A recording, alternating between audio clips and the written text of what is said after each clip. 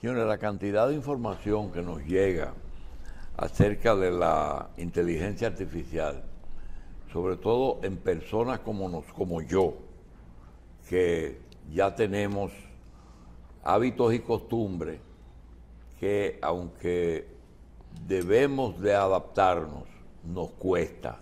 Y sobre todo, nos cuesta hasta entender el proceso. A veces sobreestimamos y otras veces subestimamos lo que es inteligencia artificial. Nosotros le hemos pedido al doctor Willamo que trate ese tema en medicina. Ya hay muchísimos trabajos que se están haciendo en el área de educación. Nosotros entendemos que en educación será más amplio eso, pero en medicina a veces pensamos que llegará el día en que el médico no será necesario. Pero hay una parte que personalmente creo que no se puede sustituir.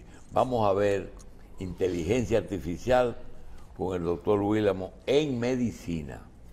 Y mire, doctor, aparte de dar los buenos días, ¿verdad? Seguro. Si usted supiera que usted y personas que estamos, ¿verdad?, en ciertos rangos de edades, que parecería que seríamos lo más resistentes al tema de la inteligencia artificial y la tecnología, estamos totalmente habituados ya a este mundo. Porque usted lo hace con su reloj, probablemente usted tiene un reloj inteligente también, la gente puede tener un Apple Watch o un reloj Android y que le está midiendo el pulso y que le está calculando las calorías, cuántos pasos dio, cómo durmió, le calcula un patrón en base a una cantidad de información que está colectando, pero que no es que se la adivinó ni se la inventó. Entonces, primero es hablarle a la gente del tema de la inteligencia artificial. Primero, yo no soy un ingeniero de sistemas, sino que soy un estudioso también del tema, como lo hago con todo el tema que tiene que ver con la gestión de riesgo en salud, con los sistemas de salud. Y estuve recientemente en un congreso muy grande en Orlando sobre inteligencia artificial en todos los sectores, pero participé en todas las actividades que estaban relacionadas con la salud, donde podíamos ver también cómo los grandes hospitales mantienen herramientas tecnológicas que le están ayudando a mejorar la atención y conseguir mejores niveles de salud para su población. Y una de las cosas que usted mencionaba es, y eso es lo que he podido ver en todo lo que he ido estudiando, que todos los que están desarrollando sistemas de inteligencia artificial para el área de la salud están diciendo que el médico nunca será sustituible. Porque todo lo contrario, o sea, ¿de qué aprende ese sistema computacional? Entonces, primero es que aprende porque tenemos que cargarle una cantidad de información, ¿verdad? Son como 3 etapas y esto no es nuevo, porque si usted piensa en un electrocardiograma, ¿verdad? ¿Cuántos años tiene la electrocardiografía? Tenemos ya alrededor de casi, caminando para 100 años. Sí, pero doctor, entonces, mire, cuando uno tiene que enfrentarse a esa situación, uno dice, bueno, pero ¿hasta qué punto es un cambio total o parcial? Los años 40, los que tenemos memoria, la tuberculosis mataba, las infecciones mataban, la sífilis mataba, y un día alguien, penicilina, y se acabó el problema. En los años 60 y cerca de los 70, el hombre coge para el país. La luna, eso es mentira. Un cohete en la luna. Ahora, todo eso son nimiedades al lado de las cosas que le acreditan a la inteligencia artificial. No es el electro, no es la computadora, no es la resonancia magnética, ¿verdad? En que los rayos X, la fluoroscopía, eso fue un avance enorme. Tú poder ver una persona por dentro en un porcentaje muy alto. Esa inteligencia artificial, todavía hoy es ilimitado lo que no conocemos, o va a llegar el día que será una como esas cosas que pasó. Bueno, es que usted mencionó un año, en los 40 se comenzó a hablar de inteligencia artificial, Lo que pasa es que nosotros hemos tenido dos grandes hitos en la medicina, y usted mencionó uno, y uno fue la penicilina. La creación de la penicilina, o sea, el descubrimiento de la penicilina fue un gran hito porque empezó a acabar con una de las principales causas de muerte, que eran las infecciones. ¿Por qué nos mataba la tuberculosis? Bueno, primero porque tardábamos más tiempo en diagnosticarla, porque no teníamos los tratamientos adecuados y así por el estilo. Pero cuando yo tomaba el tema solamente de mencionar un electrocardiograma para pensarlo, ¿verdad? La electrocardiografía, usted tenía que estudiar ese patrón. Y no fue que alguien se inventó un equipo y el equipo solamente diseñó el patrón. No, se empezó a estudiar todo el tema eléctrico del corazón y a ver el patrón eléctrico, el trazado que creaba en el papel, y entonces empezaron a compararse. Y de ahí pudimos relacionar, pero con inteligencia primero natural. Bueno, cuando este patrón se da y sucede que hay este tipo de síntomas, entonces podemos estar hablando de un infarto, podemos estar hablando de algún otro trastorno del ritmo cardíaco y así por el estilo. Ahora, ¿qué pasó? Al propio equipo muy pequeño, hace 30 años, 40 años, se le empezó a poner algún tipo de microchip que pudiera tener grabado ya una serie de patrones, y que cuando el médico hacía el electrocardiograma, aquí en la última parte le decía desviamiento del ST hacia tal cosa, probable infarto, o en tal pared. O sea, eso ya era inteligencia artificial. Lo que no lo estábamos viendo era tirado en una computadora y promovido como tal. A lo que me quiero referir es que, y para que la gente sienta la tranquilidad, primero, la inteligencia artificial, se necesitan grandes sistemas computacionales,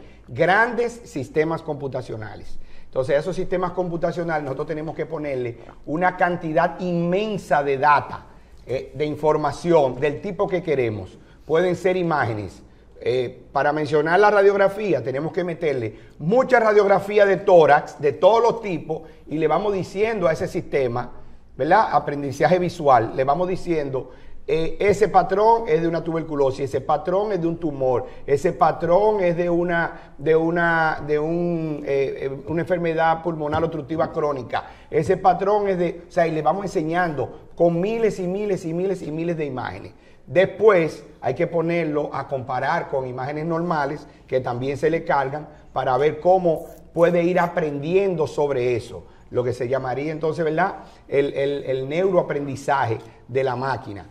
Del lenguaje procesional. Y después entonces que viene cuando los propios sistemas entonces empiezan a hacerse autómatas y empiezan ellos mismos a seguir aprendiendo de toda la información que está ahí. Pero el médico nunca va a ser sustituido, doctor. ¿Sabe por qué?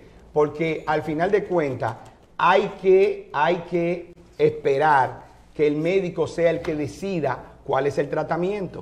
Entonces, si el médico no puede decidir cuál es el tratamiento, entonces no sirve de nada porque la máquina no lo va a hacer por sí misma. Pero justamente, de las otras interrogantes, ¿es inteligencia artificial justamente un sustituto de la inteligencia del hombre?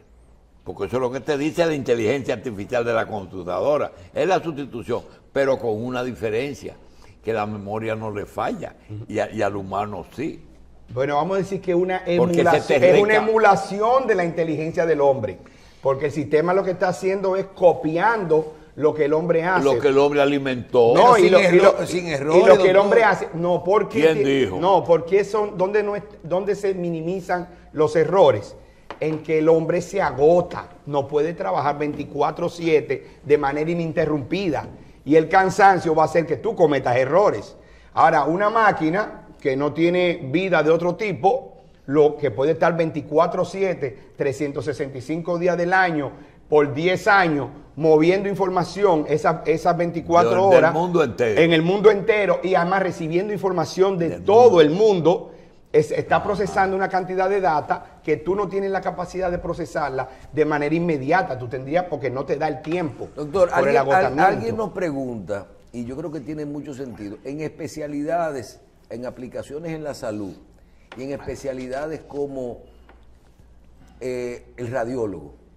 ¿Qué es un radiólogo? Es el profesional de la medicina que lee e interpreta las imágenes, una resonancia, una tomografía, una mamografía, una radiografía, etcétera, hasta una sonografía.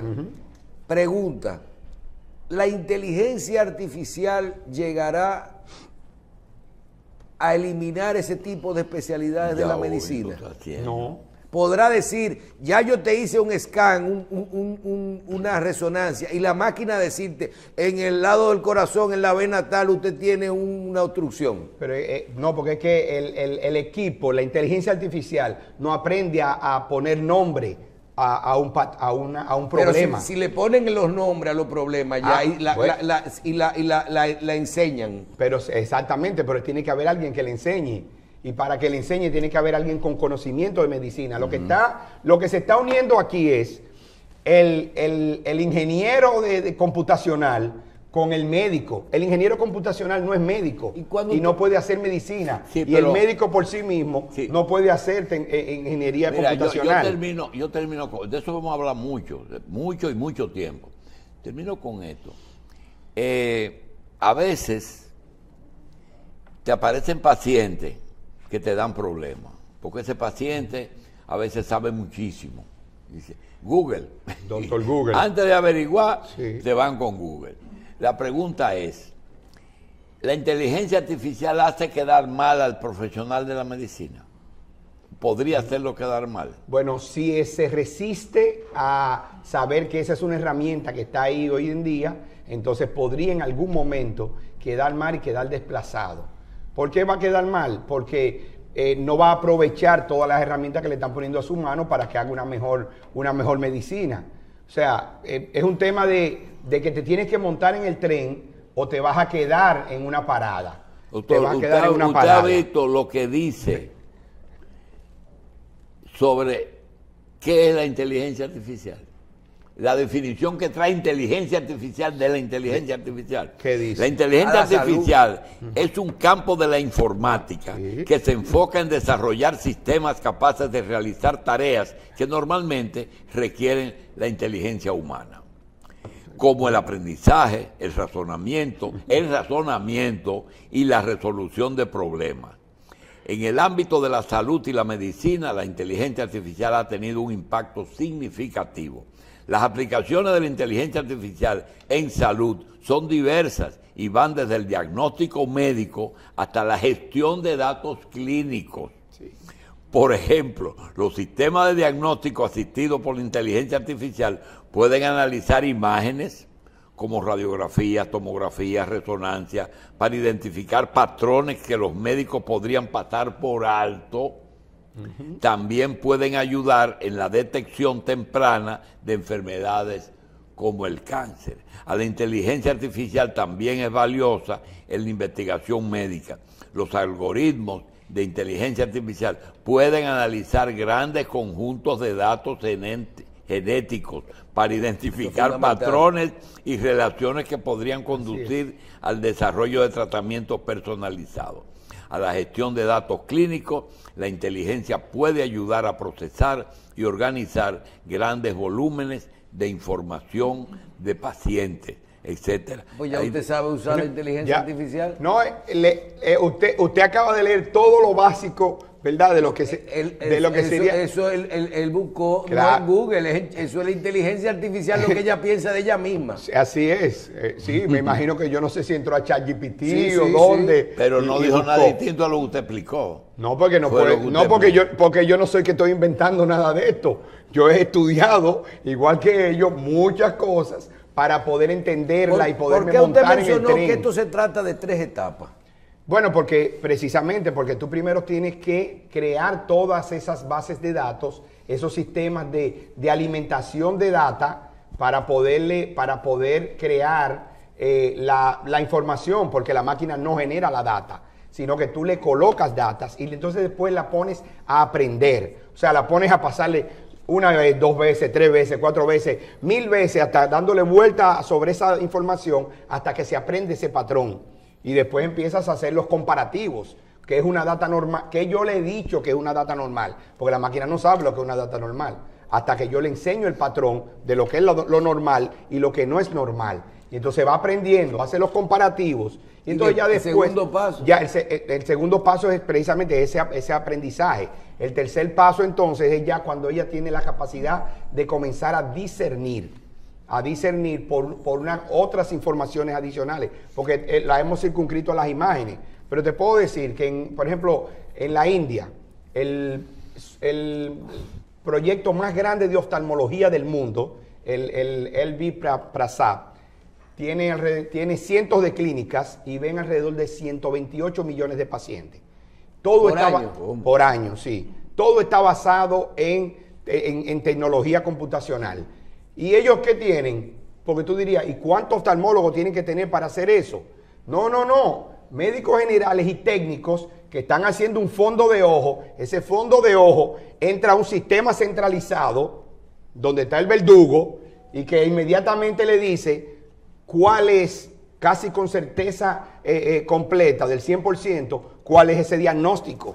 Bien, y entonces ya el médico decide cómo va a tratar. Es una comparativa con casos. Porque tiene millones de fondo de ojo. Dentro de un momentito yo se la voy a enseñar para no se me vaya. Mire, para la otra parte, doctor.